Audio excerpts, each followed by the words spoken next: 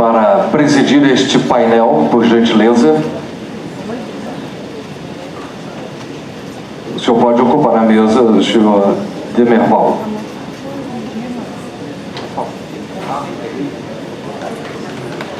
E convidamos também o promotor de Justiça do Ministério Público do Estado do Espírito Santo, pós-doutorado em Direito pela Universidade de Torino, membro da Abrampa, professor da Universidade Federal do Espírito Santo, o senhor Hermes Zanetti.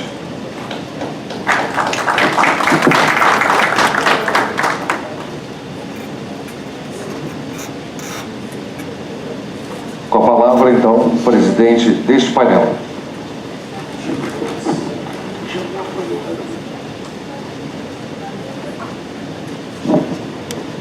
Boa tarde a todos. É um grande privilégio estar aqui neste evento, organizado pela comissão presidida pelo conselheiro Luciano e presidindo a mesa de um grande colega que na área é reconhecido por todos os membros do Ministério Público do Brasil, e não somente por esse, mas também que divulga o nome do Ministério Público com as obras, com a capacidade que tem de escrever, de falar. Eu sempre digo por onde passo que nós do Ministério Público não podemos, de forma alguma, só fazer aquilo que nos é cobrado no dia a dia pelos órgãos correcionais. Na medida do possível, é claro, e que as instituições devem estar fomentando isso a cada dia, as instituições, os ramos do Ministério Público, os diversos ramos do Ministério Público, fomentando a capacitação, fomentando o estudo, né? Porque o Ministério Público ele não é poder. O Ministério Público é uma instituição essencial do Estado Democrático de Direito, tem contribuído para o reforço e o fortalecimento da democracia no Brasil, principalmente após a Constituição de 88, mas nós somos reconhecidos pela sociedade, para alguns como quarto poder, mas não é isso que está no texto constitucional. Somos reconhecidos pela nossa atuação no dia a dia. E a nossa atuação envolve não somente a atuação operacional, a atuação nas varas criminais, no tribunal do júri, nas promotorias de tutela coletiva, mas é uma atuação que envolve também a parte, muitas vezes, daqueles que se dedicam à parte acadêmica, a parte de divulgação do nome do Ministério Público.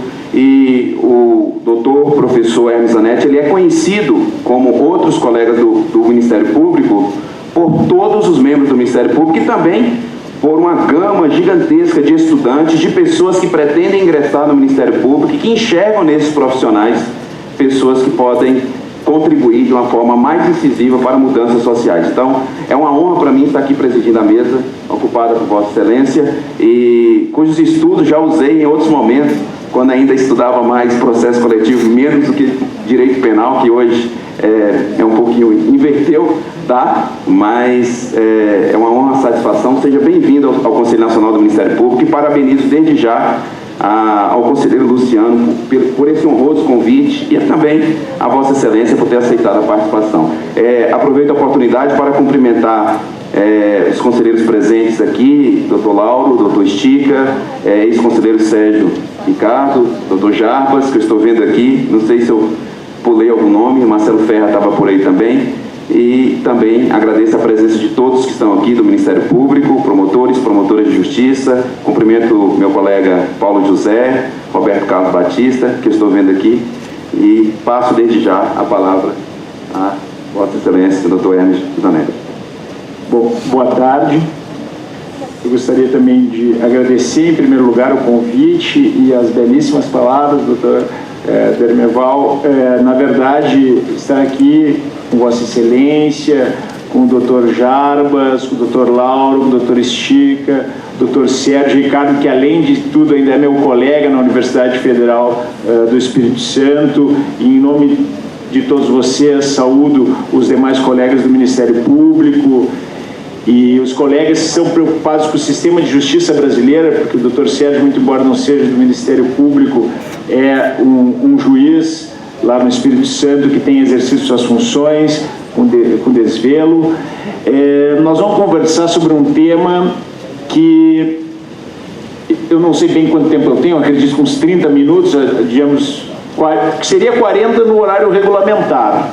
Eu vou procurar fazer um enxugamento aqui, uma espécie de lipoaspiração, para tentar manter o nosso discurso num tempo razoável, para que os colegas que vêm depois também possam falar e a gente possa ter um bom desenvolvimento desse evento.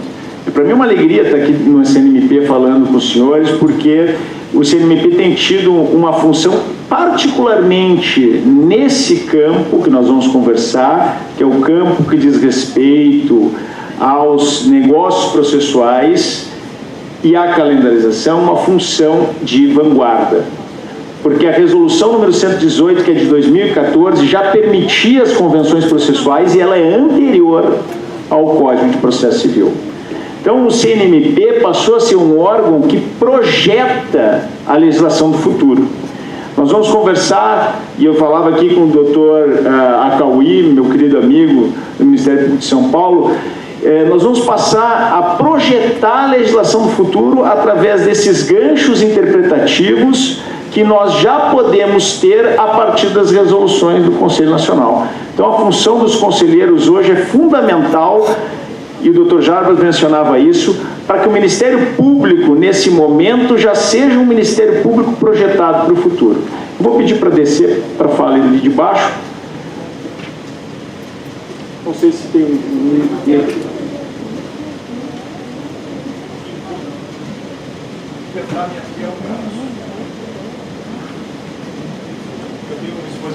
não consigo enxergá-la. Bom, nós vamos fazer um encurtamento, como eu disse, doutor Lauro, uma pequena diminuição do que nós vamos discutir, mas o tema é negociação e calendarização no processo. Como nós já pudemos perceber da exposição que o doutor Badini fez brilhantemente, esse é o CPC que nós queremos. E essa é a grande mudança do Código de Processo Civil. Sempre se aprendeu que as normas de direito processual são, por natureza, direito público, inderrogável e indisponível para as partes. Não é mais assim. O CPC abraça completamente uma teoria que começa a surtir efeito a partir da experiência francesa e que diz que o CPC atua dentro de um sistema de justiça. E um sistema de justiça procura entregar a melhor justiça. E para integrar a melhor justiça, o CPC tem que ser adaptável ao tipo de processo que está diante do juiz, diante do promotor.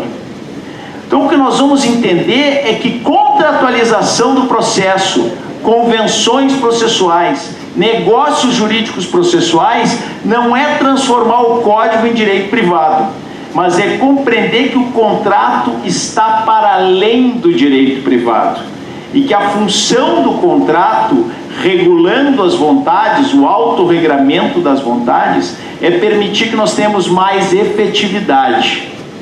Mais efetividade, no nosso caso, na tutela dos direitos, na tutela das pessoas, adequada, tempestiva e efetiva, mediante um processo justo, previamente acertado, que resolva efetivamente o conflito, Vladimir.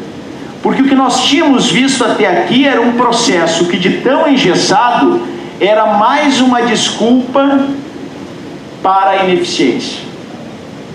E é caro. Caro. Todo cidadão paga do seu bolso o sistema de justiça.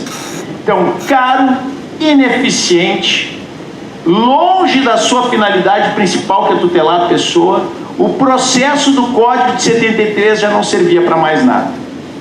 O processo do Código de 73 era estéril para resolver os problemas que a nossa sociedade atual, Helena, nos apresenta.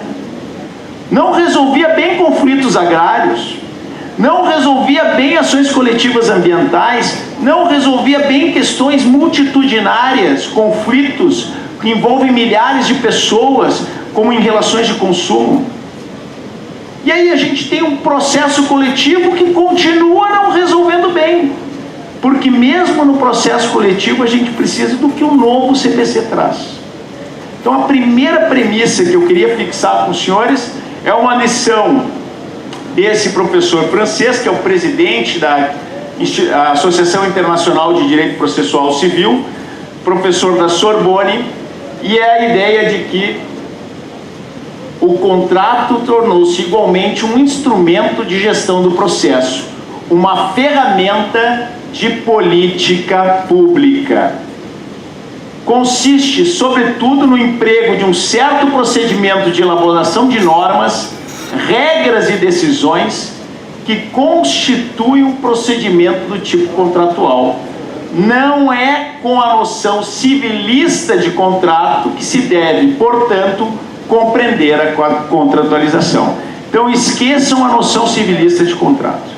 Esqueçam aquela noção que não se preocupava com o interesse público. A noção que, por exemplo, entre outras coisas, exigia que para que eu ganhasse alguma coisa, eu deveria ceder outra. Não é concessão. Negociação processual não é concessão, é planejamento. Por isso, contratos processuais são uma espécie de case management, gerenciamento e planejamento de casos. Essa é uma das questões que eu queria abordar com um pouco mais de amplitude com os senhores e que talvez eu não possa fazê-lo, porque nós não teremos muito tempo. Mas eu vou adiantar que muito do que eu ouvi aqui nesta tarde e vivi como promotor de justiça ambiental em comarcas do interior do estado do Espírito Santo diz respeito à nossa necessidade de passar a gerir dados. Doutor Fábio, se nós passamos a gerir dados e conseguimos olhar a situação como um todo, a questão passa a não ser mais resolver um processo só. Passa a ser a pensar uma política pública do sistema de justiça para tratar os casos como uma floresta e não as árvores individualmente.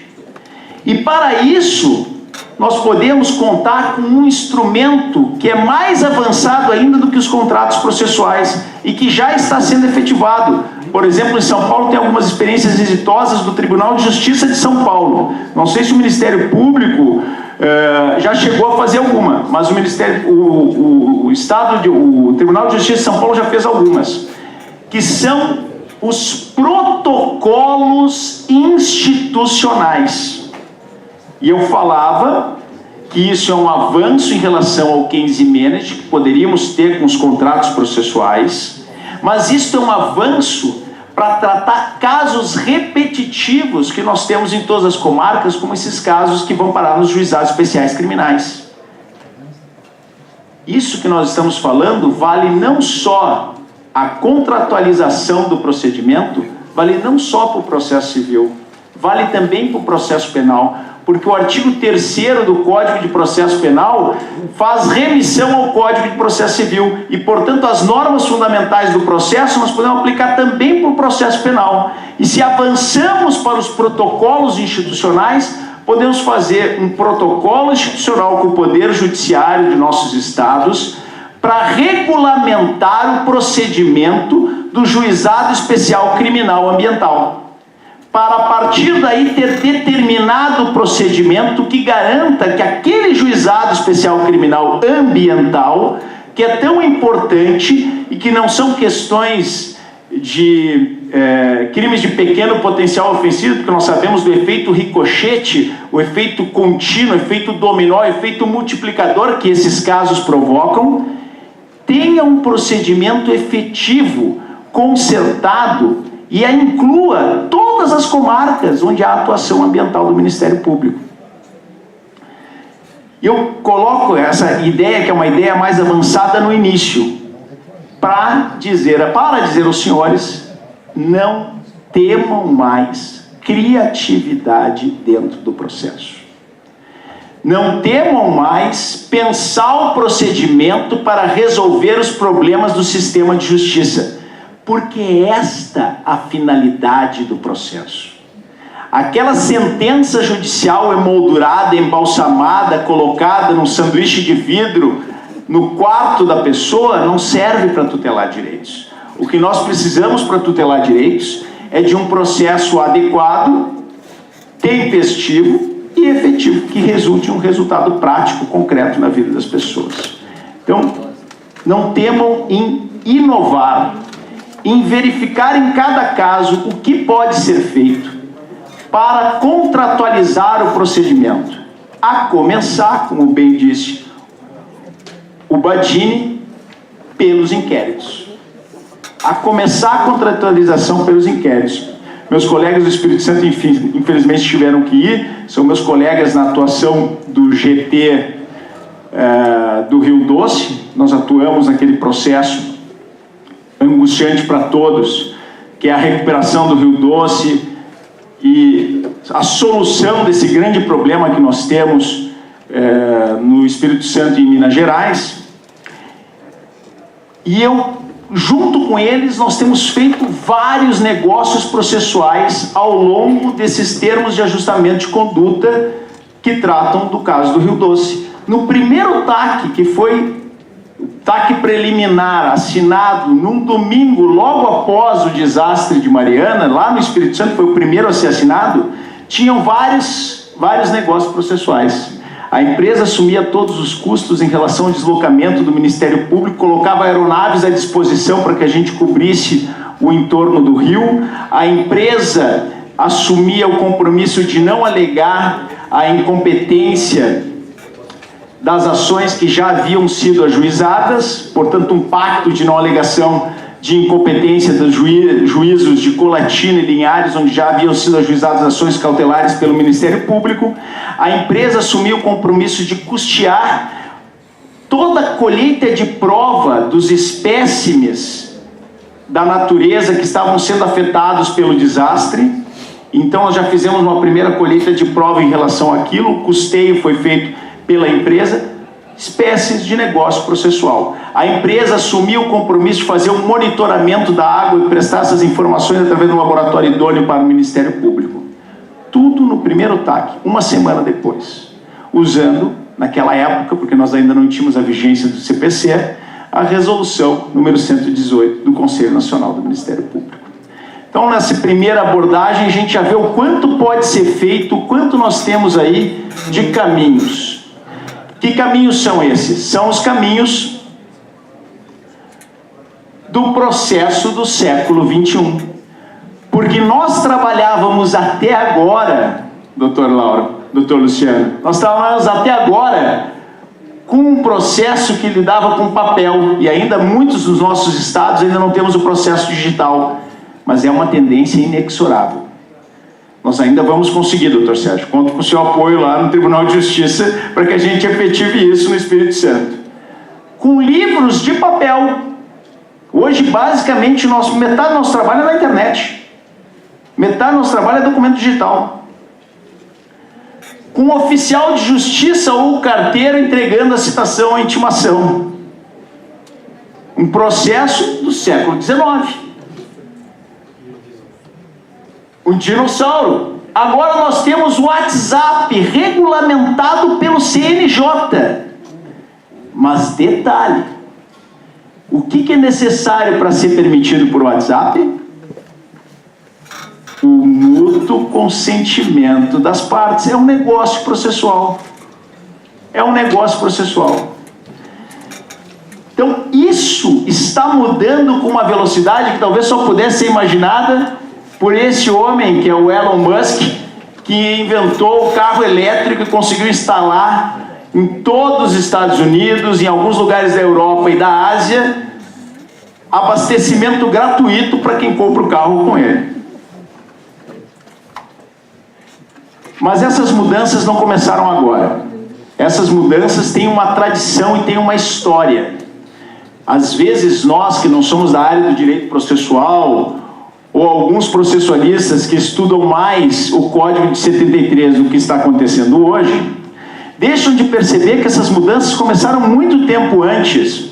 Como eu disse, no Código de Processo Civil francês, de Henri Motusque, ou nas reformas do Lord Wolf, em 1999, que resultaram na alteração no primeiro Código de Processo Civil inglês, a CPR inglesa de 1999, que tem como objetivo principal economia da justiça, maiores poderes para o juiz, cooperação das partes, um elemento fundamental para que a gente possa ter negócios processuais.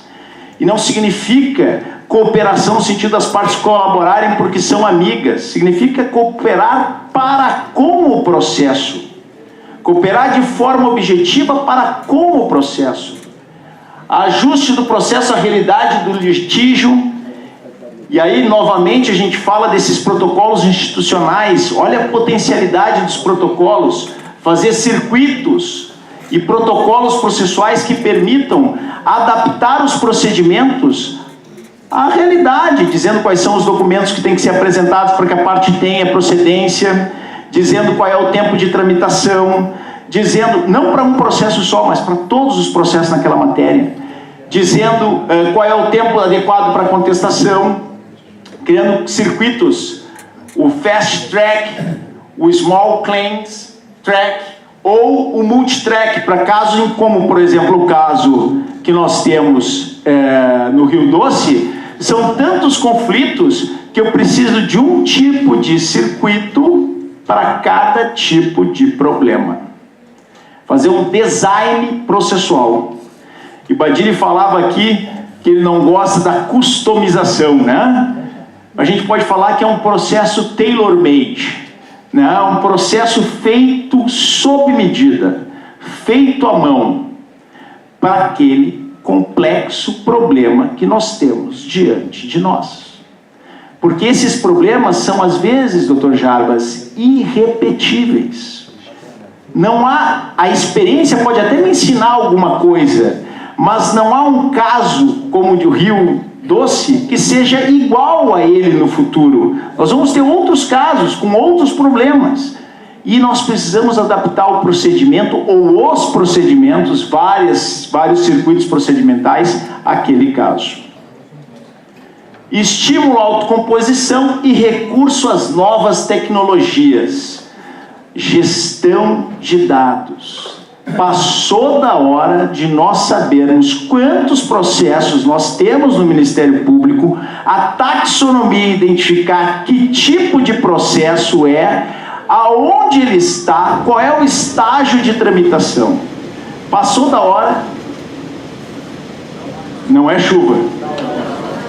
Fiquei preocupado que fosse chuva. Quem dera, né? Quem dera. Aqui precisa chover mais, né? Mas os ipês amarelos estão floridos. Passou da hora de nós aproveitarmos esse momento, esse boom de tecnologia de aplicativos, esse boom de tecnologia de conhecimento dessas ferramentas digitais para usar isso a nosso favor. Eu estive agora em Minas Gerais e falei com um colega promotor que está tratando a gestão de dados lá. Fiquei impressionado com a capacidade de processamento de dados que tem em Minas Gerais. Processar dados para nós é fundamental. É uma forma de usar essa nova tecnologia. Mas não só processar dados. Nós conversávamos agora sobre um protocolo institucional lá no Espírito Santo com a Secretaria de Saúde, para que os pedidos de internação e de medicamentos sejam feitos pelo promotor numa janela de internet dentro do site do Ministério Público. Você pede e ele tem um período de 24 horas para deferir antes de você ajuizar a ação. Não há mais necessidade do ajuizamento da ação. Nesse caso, inclusive, da internação, tem um elemento a mais, que tem a ver com as nossas ações civis públicas. Já tem uma tutela deferida numa ação civil pública, que determina que seja provida a internação, mesmo que na rede particular, no prazo de 24 horas. Então, na verdade, a forma de nós atestarmos que o secretário recebeu a comunicação e que não cumpriu a liminar, ou que cumpriu a liminar. E o interesse não é pegar o secretário de saúde sem ele cumprir a liminar. O que nós queremos é que tenha a tutela efetiva do direito. Então são sistemas que estão sendo colocados à nossa disposição a todo momento e não há mais limite para o recurso às novas tecnologias. Existe em andamento agora na União Europeia um trabalho do Instituto de Direito da União Europeia e do UNIDROIT, que é um Instituto de Direito Internacional, sediado em Roma. E nesse trabalho tem regras, modelo e o dever geral de cooperação leal que nós já temos no nosso CPC, que é o nosso artigo 6º do CPC, vem desdobrado, Cristina, em alguns elementos que são importantes que a gente entenda. O primeiro é esse que eu falei até aqui, case management e planejamento do processo. Tanto dos casos complexos, eu volto a frisar, isso é muito importante, como daquele mar de casos, do acervo judicial que eu tenho na minha promotoria. Segundo, fatos e provas. Cabe às partes trazer os fatos e requerer as provas. O juiz só atua em matéria probatória excepcionalmente, ao final, caso as partes não tenham conseguido se desempenhar e se desincumbir da sua função. Nós temos que produzir as provas antes do processo.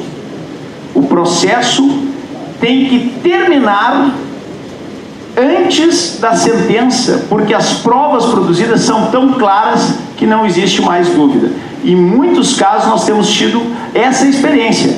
Quando a prova é produzida, e aí cito mais uma vez um caso do colega Dr. Marcelo Lemos, lá do Espírito Santo, que foi brilhante. Nós estamos, nesse caso, litigando há 10 anos sem resultado, e o Marcelo Lemos agora fez um acordo com o Estado e as empresas que atuam no complexo de Tubarão para contratar a CETESB. A CETESB vai ao Espírito Santo, faz um estudo e levanta 191 desconformidades. Como foi um acordo quanto à produção da prova? A prova foi paga pelo Estado e pelas empresas, não se pode contestar o resultado da prova. Já está começando o processo de reparação. Já está começando o processo do cumprimento das obrigações de fazer. O que é esse acordo? Nada mais, nada menos do que um negócio processual. É um negócio processual sobre prova. Direito aplicável. Direito processual aplicável agora pode ser definido por nós. Mas o direito aplicável sempre é um tema polêmico. Nós aprendemos mal na nossa faculdade de que a lei é clara e quando a lei é clara, não há dúvida. In claris cessate interpretatio. Pois bem, não é assim. Nós precisamos, infelizmente, a todo momento nos debruçar, discutir qual é a lei aplicável, discutir qual é a interpretação correta daquela lei que ambos consideram aplicável.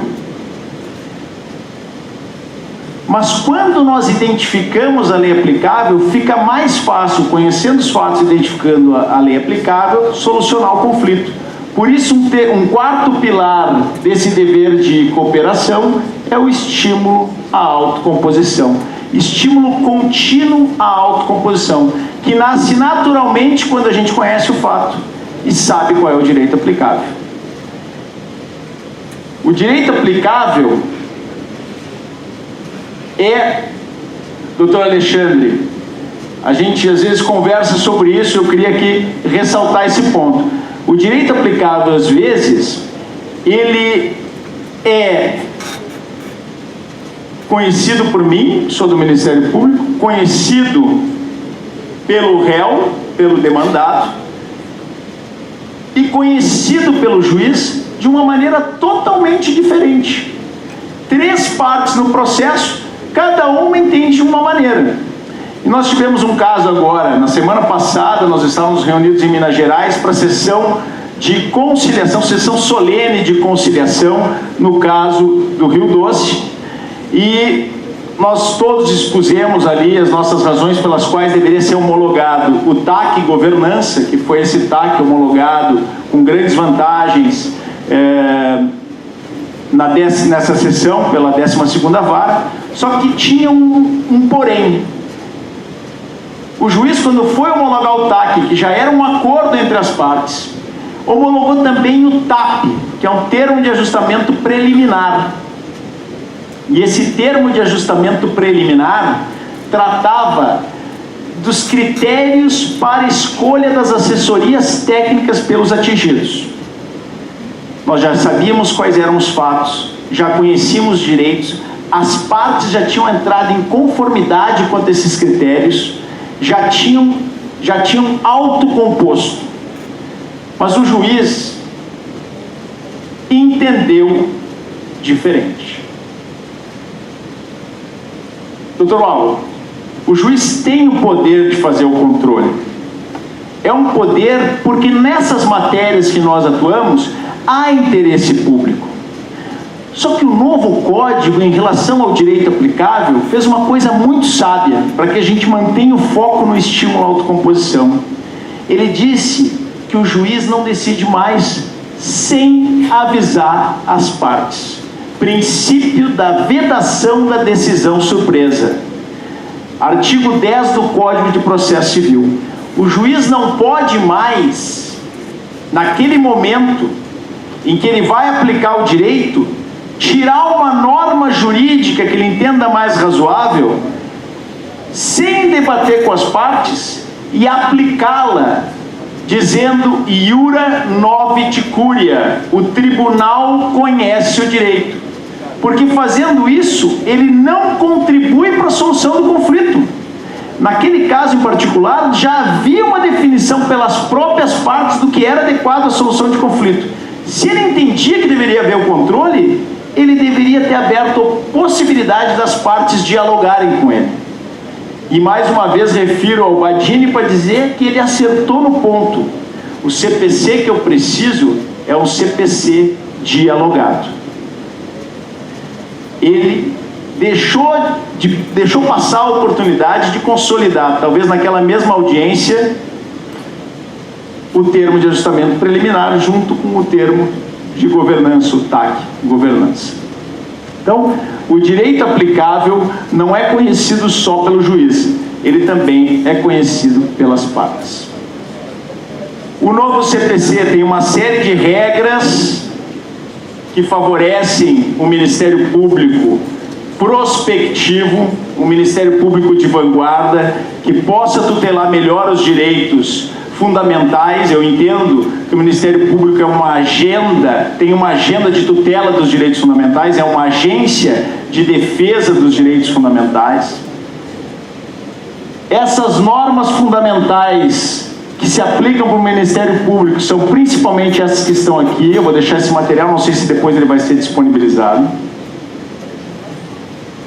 Mas eu gostaria de chamar a atenção de novo para a importância do CNMP na recomendação número 34, quando diz que os assuntos considerados relevantes pelo planejamento institucional serão equiparados aos de relevância social.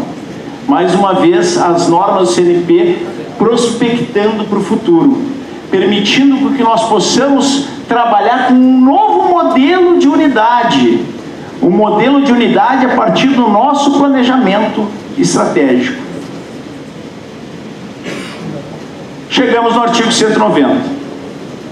Chegamos no artigo 190 e eu vou fazer aqui um detalhamento desse artigo, porque ele tem alguns elementos importantes.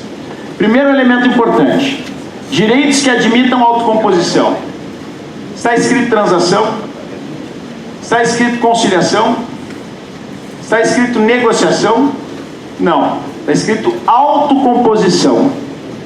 Autocomposição é o termo que é utilizado pelo CPC, atualizado, porque a ideia não é mais um meio alternativo, é um meio adequado de tutela. E todos os direitos fundamentais admitem autocomposição,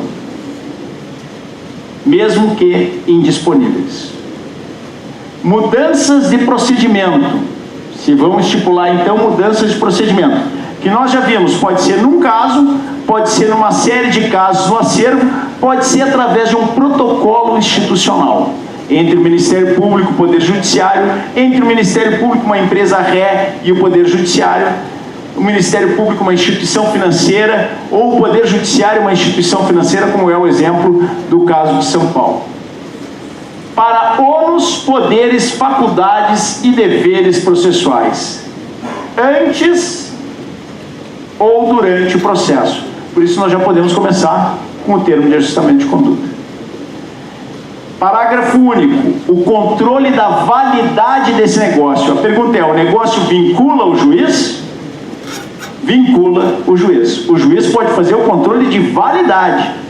O controle da validade pode ser, então, recusada a aplicação pelo juiz nos casos de nulidade. Por alguma razão, o ato é nulo. E aí nós temos que ir lá voltar ao estudo de direito civil, mais uma oportunidade para nós, o Ministério Público, voltarmos a estudar o direito civil. Inserção abusiva em contrato de adesão. E aí, olhem o detalhe. A inserção abusiva quer dizer que nós podemos, nós, Ministério Público, pactuarmos em contratos de adesão, constar uma cláusula de negócio processual que favoreça as pessoas que nós tutelamos. Nós podemos fazer constar no contrato de adesão uma cláusula processual de eleição de foro mais benéfica para o consumidor, uma cláusula de inversão do ônus da prova mais benéfica para o consumidor. Nós podemos fazer constar uma cláusula no contrato de adesão sobre quem custeará a perícia, se isso for mais benéfico para os interesses que nós tutelamos. Então não é vedado o negócio processual em contrato de adesão. O que não pode é inserção abusiva. E ainda que a parte não se encontre em manifesta situação de vulnerabilidade. Tá? Então, nós temos muitos casos, tem a experiência norte-americana muito triste da arbitragem, que agora está vedada para arbitragem coletiva, vedada para processos coletivos em matérias em que a parte tenha feito uma convenção de arbitragem individual no contrato, por uma decisão da Suprema Corte norte-americana. Nós temos que evitar que isso aconteça aqui, porque isso não é tutela adequada. Então nós temos que estar vigilantes para que essas grandes mudanças não venham atingir os interesses fundamentais que nós tutelamos. Calendarização do processo. Bom, de todos os temas, a calendarização do processo, e eu já estourei meu tempo, a calendarização do processo é um tema que nós precisamos estudar com especial atenção. Porque qual é o principal problema que nós temos nos processos ambientais, Cristina? A demora. E os juízes que não decidem. Os juízes que não decidem a demora são problemas clássicos do processo ambiental. Porque é um caso complexo, muitas vezes com muitas informações técnicas, na maior parte das vezes com 4, 5, 10, 20 ou mais volumes, e que exige uma segurança que nem mesmo o cientista tem muitas vezes. Por isso a gente fala em princípio da precaução. Se nós calendarizarmos o processo, nós controlamos o tempo de tramitação do processo. Eu posso calendarizar a produção da prova pericial, eu posso calendarizar as audiências, eu posso calendarizar a sentença, eu posso calendarizar rigorosamente todos os atos processuais. Vamos analisar o artigo. De comum acordo, juiz e partes. Então, este é um caso que a gente nem sabe dizer se é negócio processual, porque na doutrina há um certo balanço. Há quem diga que isso é um ato jurídico sui generis, porque o juiz não poderia fazer negócios. Há quem diga que é um negócio processual. Mas o importante é saber que o juiz e as partes podem fixar calendário para a prática de atos processuais. Este calendário vincula partes e juiz. E os prazos só podem ser modificados em casos excepcionais devidamente justificados. Só em casos excepcionais. E, parágrafo 2º, um dos grandes tempos mortos dos processos. E quantas audiências, doutor Jarbas, eu hoje que atuo substituindo uma promotoria da improbidade administrativa, vou e tenho que ir embora só porque alguém não foi intimado. Dispensa-se a intimação das partes. As partes já sabem previamente a data, dia, hora, local e a razão.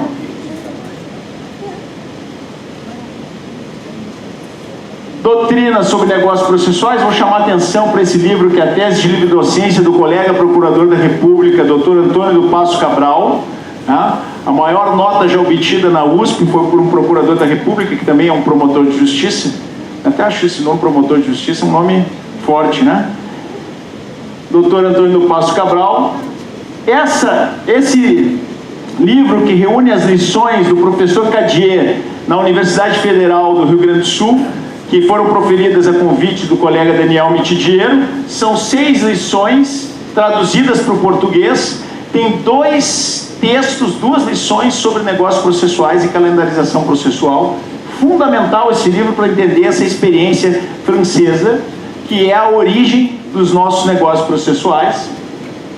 O livro do colega de Ministério Público, Dr. Robson Renaud Godinho, que já foi mencionado antes pelo Badini. Essa coleção Grandes Temas do novo Código de Processo Civil.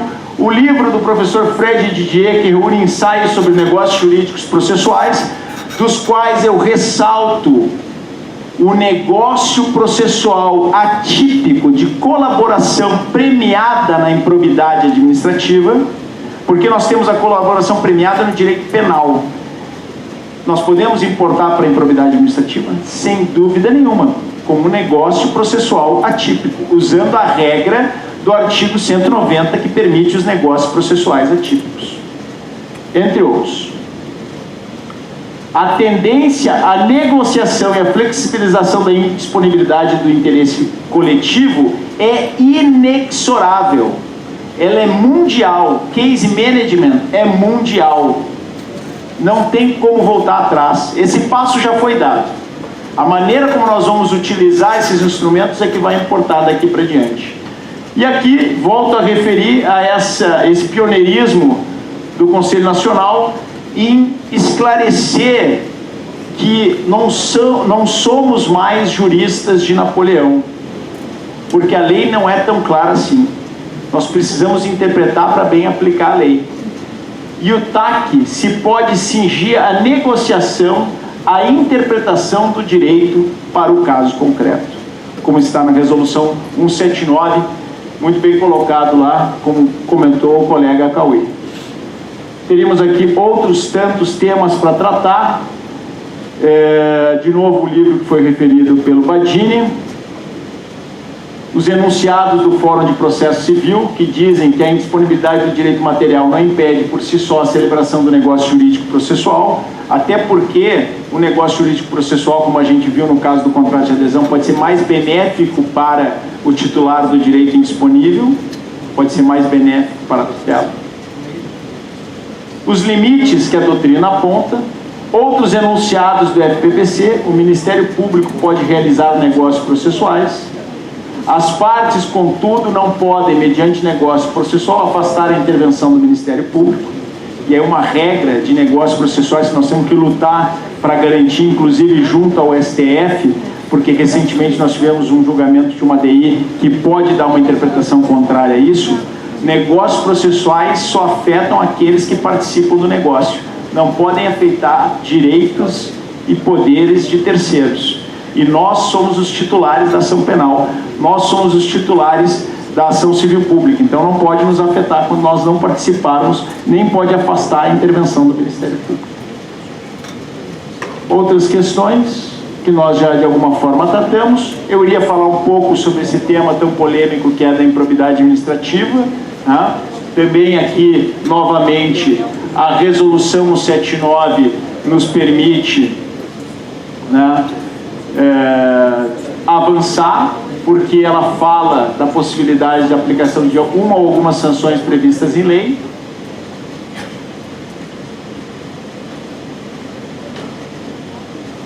Uma experiência lá de Minas Gerais, que também é importante mostrar, porque ela resolve o problema de direitos fundamentais, que trata da renúncia à função pública e da renúncia do direito a se candidatar.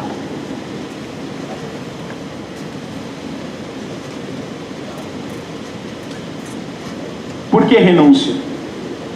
Porque quando se trata de direitos fundamentais, nós podemos renunciar aos direitos fundamentais. O titular do direito pode renunciar. Se eu impuser a perda do cargo, ou se eu impuser a proibição de se candidatar, aí eu estou avançando sobre os direitos fundamentais da eventual pessoa investigada na improbidade. Se ela renuncia aos direitos dela, não há problema nenhum, não há limite de direito fundamental. 2 textos para essa matéria, Pedro Adame e Letícia Martel, são textos fundamentais, uma orientando do Barroso e o outro orientando do professor Humberto Ávila, que são grandes teóricos do direito brasileiro. E outros tantos temas, os exemplos já foram dados pelo Badini e não preciso repetir.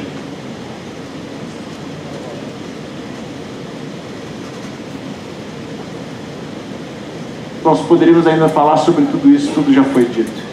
Quero aproveitar a oportunidade para defender agora a minha terra do coração. Meus colegas gaúchos aqui sabem que eu continuo com o Rio Grande do Sul dentro do peito, mas se tiverem a oportunidade, visitem a nossa bela Vitória. Queria agradecer mais uma vez ao Dr. Luciano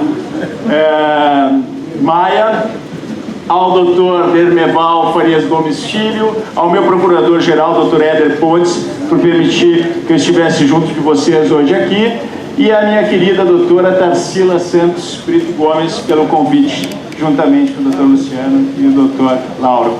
Muito obrigado a todos.